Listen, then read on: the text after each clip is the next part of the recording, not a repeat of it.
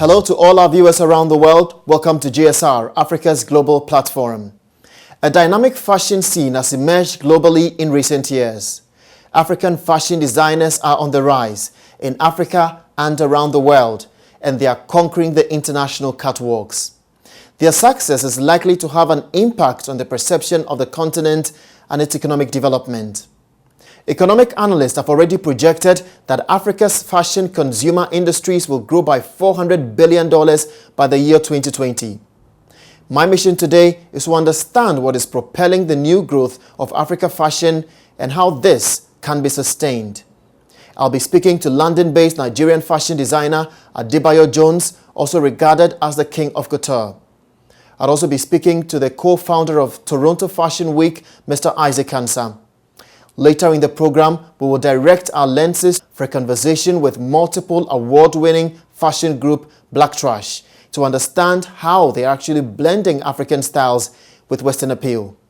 You can join the conversation on our social media platforms, Facebook, Twitter, and also on YouTube. Let's get started.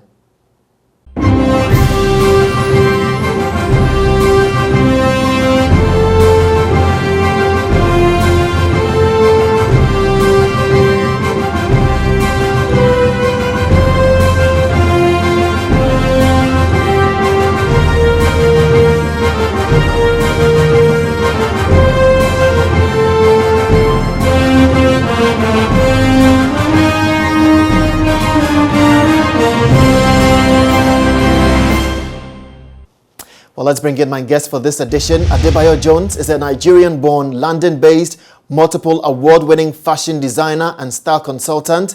He has worked for different brands, including Miss World 2001 and Hollywood's top celebrities, from Tina Turner to Diana Ross. He's actually regarded as the king of couture. Adebayo Jones, welcome to my program. Thank you very much. It's a pleasure to be here. And I'm delighted as well, feeling all the love from Ghana. It's my second home. I'm always there for shows, for events, so it's great. You've witnessed this sudden rise of Africa Fashion Weeks around the world, a sharp contrast to what actually existed a few years ago when Africa fashion was very hard to cross borders. What really is influencing this new appeal? I think it's come from a desire and a passion for people to want to take control of their lives, their careers, their destinies, and where it seems that opportunities are lacking, for them to go in and seize the opportunity to make the change they want to see. And that's where it started off from, and it kicked off from London, and now it's spreading everywhere. And that's why I'm particularly keen to support the initiative here with Africa Fashion Week Toronto, because it's a great initiative. It enhances and builds capacity. It creates opportunities as well. And I see it going a long way, changing lives, influencing things, and even influencing policy decisions to come later, even here in the society here. So it's going to keep spreading, because now there's one going on in Amsterdam, there's the Barcelona one, and so it's a movement that has started. And I'm particularly delighted that people in different zones are taking initiatives and opportunities to create the change they want to see, to create the opportunities, to build capacity, and to enhance and make things easier for those in the creative fields. And this is something that you have championed yourself, Adebayo Jones, making sure that Africa fashion becomes a movement. In London, you are actually regarded as the king of couture. Elsewhere, you are regarded as the godfather of Africa fashion. But for the sake and benefit of the young ones coming up, what does it take for a young Africa fashion designer to be, let's say, Oswald Boateng, to be Adebayo Jones, to be where you are today? I think over the years, I've learned many things. And sometimes when people would say, I want to be like you, and sometimes I giggle, sometimes I laugh, because I say, I wish what it took to be where I am. But it's what I would always say is this: one, to have a clear purpose and a vision for who you are and what you've been called to be. That's the most important thing anyone can discover, to discover purpose. Secondly, you must have a passion for it. When you're convinced about this purpose, you must have passion. And then you must have resilience You must be able to stand the test of every situation that will come up in opposition against this vision and this purpose. You must be strong. You must be determined. You must be courageous. You must give it all that you have. You'll have to make sacrifices against whether you put your money in the dream, or you buy some fancy car, or you move to a bigger house, or you lose the holiday. But if you believe in it, you will put everything, your heart, soul, and mind, and all your resources into it. You will stand firm. You would be convinced that everything you do is in pursuit of excellence, of this chosen career path that you've decided to follow. Over time, people may not understand you. Sometimes it may even happen that you may even doubt yourself. It's only normal, you know. So if other people doubt you, don't even get offended about it, because at the end of the day, even you, the dreamer, sometimes get to situations where you doubt yourself. But at the end of the day, if you stay focused, if you stay determined, if you stay resilient, if you stay passionate and true to the cause, definitely you will get to where you want to be. Your clientele is extremely huge, and I want to take this opportunity to ask this question. Is it really necessary or important for an African fashion designer to specifically focus your designs on art that specifically depict Africanism, or you think it's about time to sort of blend it up with other designs as well? I'm asking this because the first time that I saw the work of yours, your designs, I could hardly read African in your designs. I have always believed that I wanted to be a designer, internationally acclaimed, and it's always a delight if someone sees something that I've created and they only find out afterwards that I happen to be African. I think that's always the bonus of it. So one has to come into the zone where you create things that are internationally accepted. Of course, the ethnicity and the background and places you've been and where you've lived, your culture, religion, everything comes into play in deciding what it is that you're designing, because there are elements that form you. Everyone knows we're a summation of everything that you've done, that have influenced your life all over. But at the end of the day, to be able to create clothes that are timeless, that are beautiful, that are wearable, that are functional, that are versatile, but at the same time, they have the essence of translating through the periods. That has always been my mission. And to make people look beautiful and to enhance the confidence in the wearer. Everybody knows when you wear something nice and you feel good about yourself, the confidence would shine through. That's my objective, to make women or men who get dressed in my suits or the gowns to feel more confident about themselves, to feel better. I believe everybody is created beautiful, but if I can enhance that beauty, then I think I've done my job. And I see the opportunity being created by the various African fashion weeks around the world as a great chance to sort of redefine the fashion industry in Africa. The fact that it is being created not by government, but by individuals outside the continent who have seen the need to play their part in Africa's development. I had an interview with Mr. Isaac Ansah, who is the co-founder of the Africa Fashion Week here in Toronto. I began by asking him how it all started. Let's take a listen and we'll continue with that conversation. Obviously, that started off with me and the founding partner deciding that there's a void in our society here in Toronto. We've had the privilege of being a part of many other fashion weeks in Canada and outside Canada. And we realized that we never ever get to see fashion designers from the African continent or even living in abroad come in to showcase their products there. So that was a huge void that we feel that needs, something has to happen, because we saw that there was a lot of talent out there, but there's no avenue for them to showcase that talent for the world to see. So that's how that came about. And we have love for Africa. We're Africans, we love Ghana, we love the whole continent. So, you know, that is our way of contributing to our continent by showcasing the designers in a very positive way. Because over here, there's a lot of negative stigma that comes to Africa. Of course. Okay, when we hear Africa, all they want to show us is The wars. some kids with some flies on their face Of and course, that kind of the stuff. hunger situation in And Africa. because we're from the continent, we know better. So we had to do better. We had to show the people that, okay, we're going to propel and advocate Africa in a positive light through fashion for us. So the whole idea and the concept is not just to focus on fashion designers in Toronto.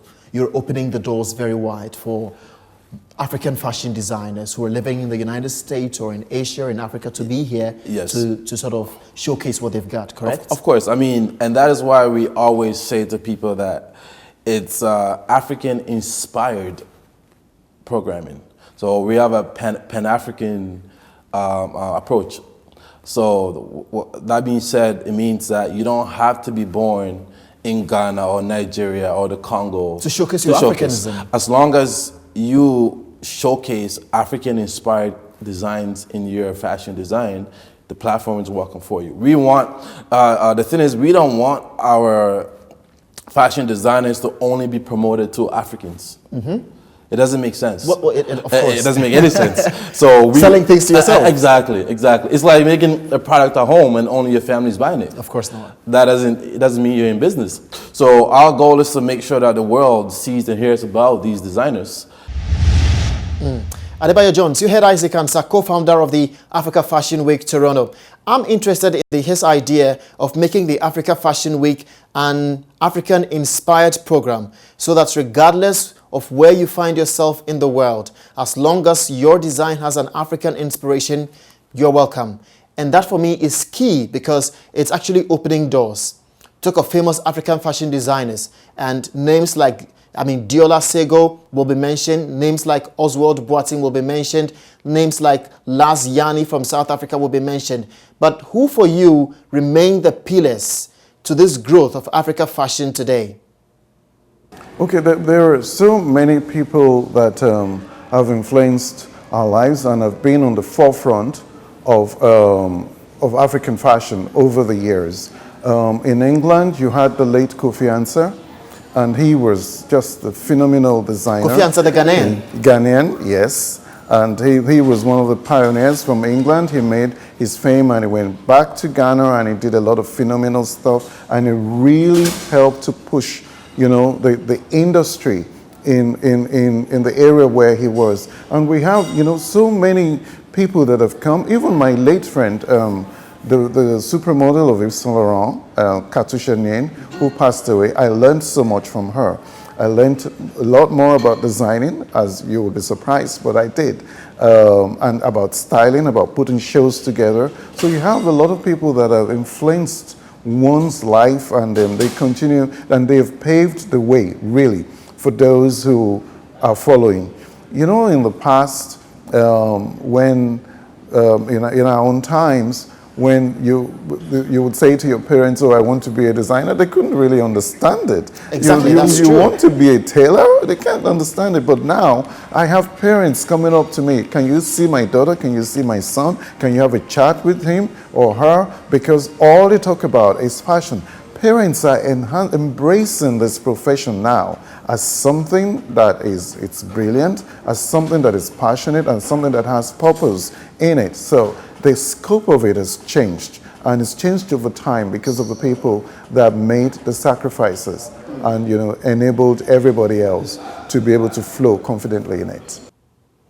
And traveling across Africa and working as a fashion designer, do you think that the profession is well institutionalized by both the private sector and by government? Well, some of the governments bodies are beginning to take notice. And then if you take, for example, Ethiopia, they have a huge manufacturing base, particularly for shoes. You would be surprised, but they do. If you look at Egypt, Egypt has easily one of the highest grade cotton, you can find. Anything that has Egyptian cotton labeled on it is like 3 times the average price of the normal cotton that you would find products with cotton materials you would find anywhere. If you go to Morocco, Tunisia, they have manufacturing for denim, they have manufacturing for leather goods. So there are places in Africa where the industry, the fashion industry, as far as production and manufacturing is thriving. And I believe it's only doing so because they're getting good support from the government. You know, there are also places where we have, you know, situations where we have issues with power. And when you have issues with power, it really doesn't encourage industry growth. You know, so those are some of the things that, you know, I think they need to take part in, and also to create avenues where training is everything. Because if you're going to create products from Africa and take to the international markets, there's certain standard criteria that it has to meet. So the training in what the international market wants and giving it to them, that is one. And also, because we have a huge workforce, and if we were able to create the opportunities for these industries to develop, where we begin to have manufacturing bases in a lot of the African zones, then I think it would create phenomenal growth for the industry. That's very true, Adebayo Jones, because globally, fashion worth trillions of dollars. In the UK alone, it's between 21 and 25 billion dollars, making it a very huge industry. When we return, we'll be linking up with Botswana-based fashion group BlackTrash. They participated in this year's African Fashion Week in Toronto. We'll be discussing the growth of the fashion industry. You're watching JSR, Africa's global platform.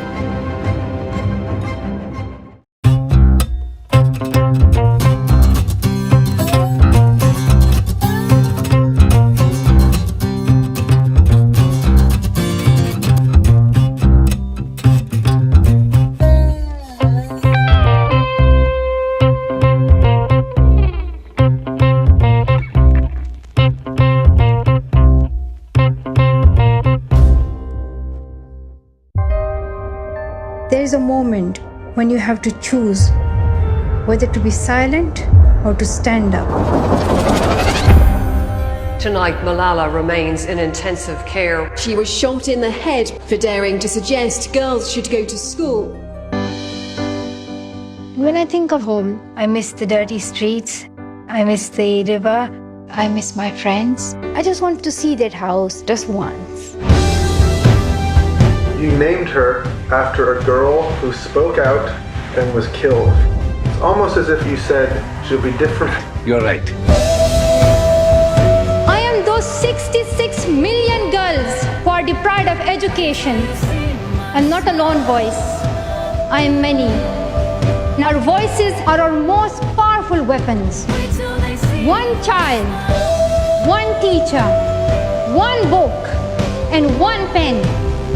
They can change the world. My father only gave me the name Malala. He didn't make me Malala. I chose this life and now I must continue it.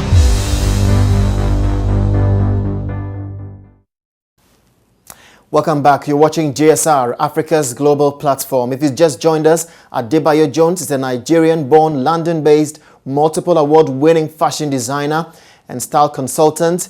He has worked for different brands, including Miss World 2001 and Hollywood top celebrities, from Tina Turner to Diana Ross, and is regarded as the king of couture.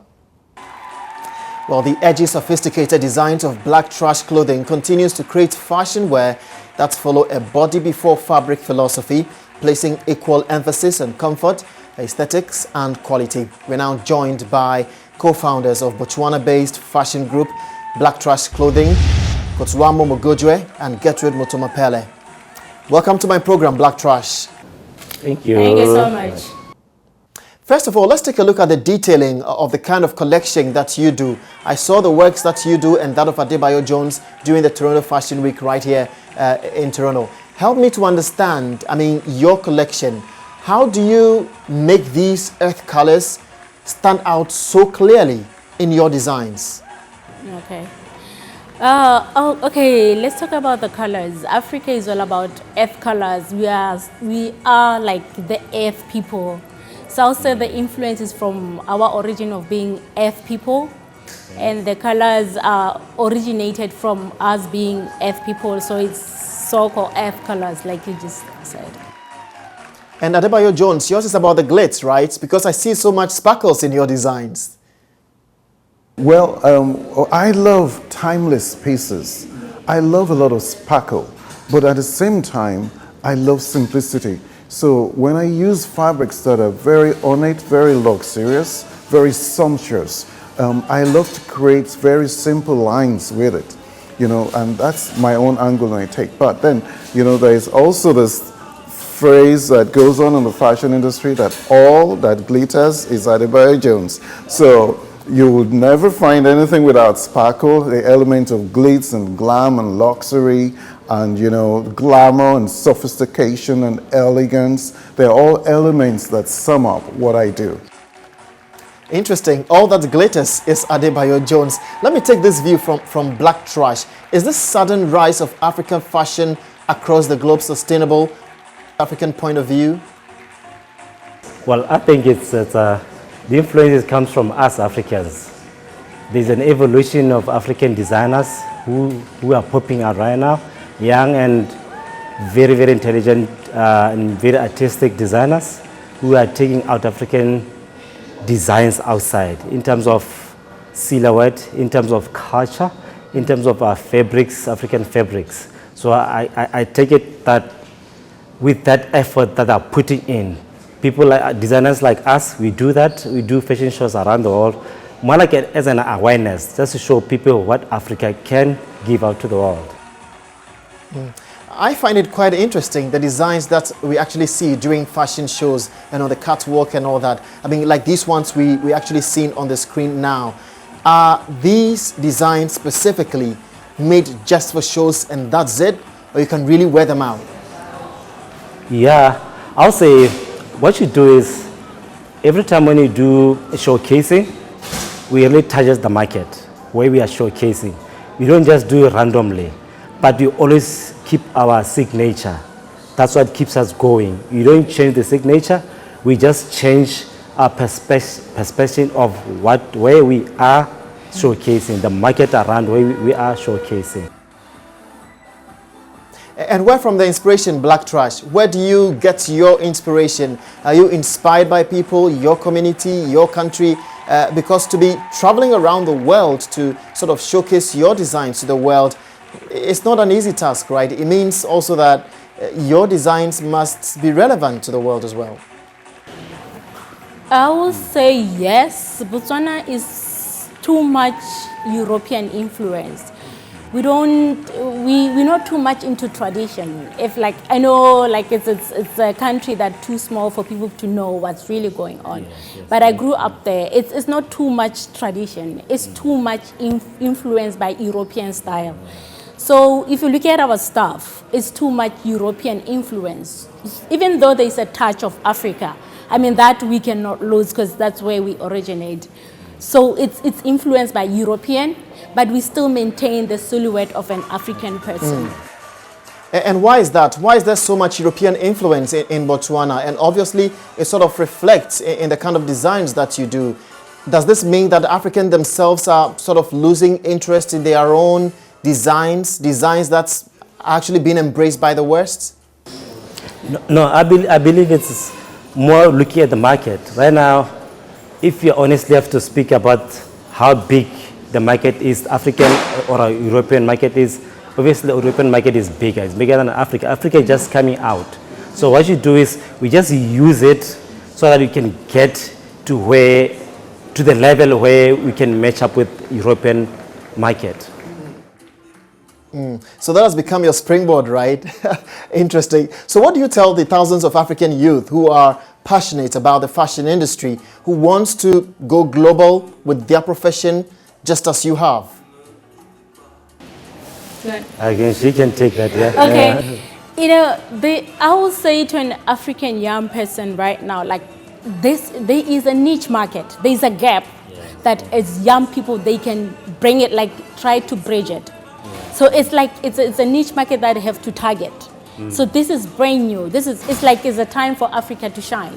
So as BlackTrash, we're trying to influence young people, tap in the market, make something out of it, because this is time for them to shine as a young African person. Go back to your roots, shine it out, show it to the world, be proud of it. I mean, this is exactly what we are doing. So even though we are fusing European and what, like, they shouldn't box themselves to that level. Yes. Like you were saying, like, as in, let's go global. Let's not, try and push it to the people like our tradition, but go in soft.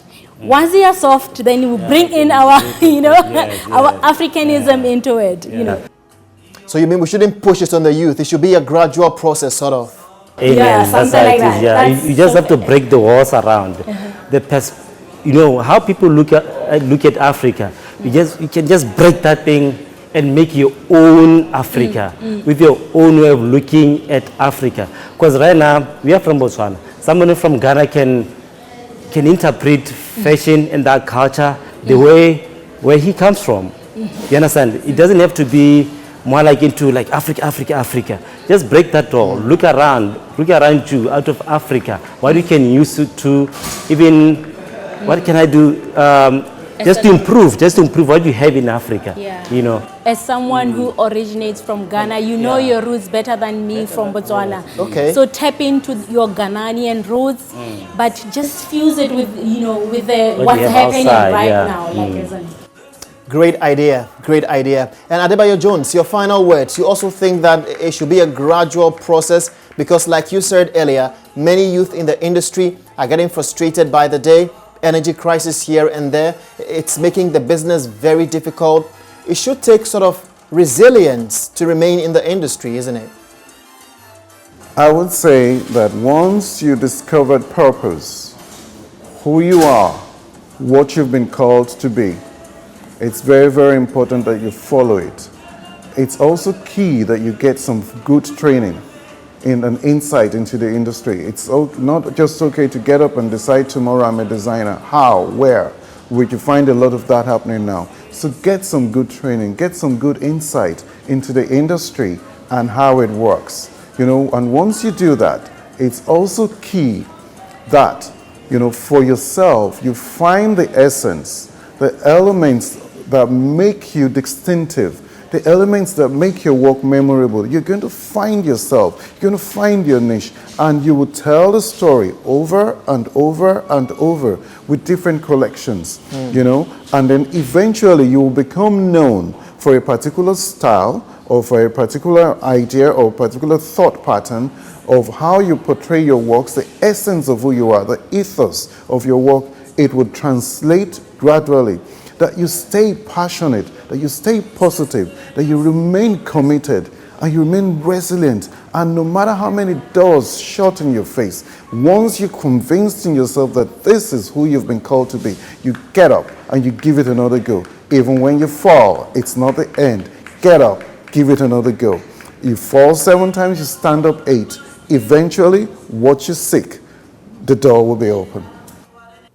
That's quite inspiring. Adebayo Jones, Nigerian-born, London-based, multiple award-winning fashion designer and style consultant. I appreciate your time with me here on JSR today.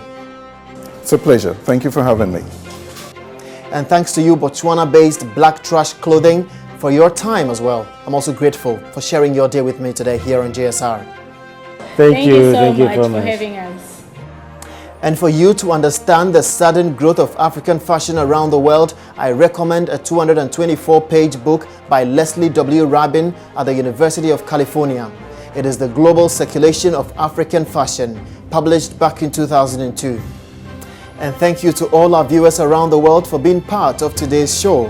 Join our conversation on social media. It's facebook.com/joynewsontv or facebook.com/Jefferson Sackey Report. You can also watch other episodes of JSR on our YouTube channel. Remember always to tweet with the hashtag JSR. Have a great weekend.